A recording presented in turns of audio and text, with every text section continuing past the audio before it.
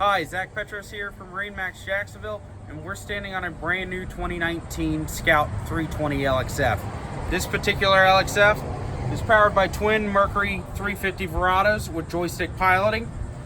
For the fishermen, this is a great boat. Lots of deck space to get around. Huge center station live well here in the leading post. Tackle storage and drawers on both sides, as you can see here. Access to your pliers and toolkit on the port side of the helm. Already pre-rigged with outriggers.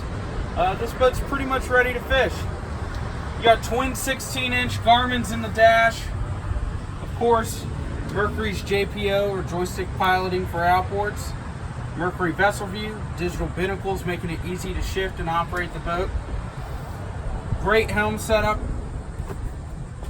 Flip up bolsters, kick it back, get ready, do some cruising. This boat is a pretty fast boat too with these 350s. It'll run into the mid 60s with a good load on it. You do have a nice head on board.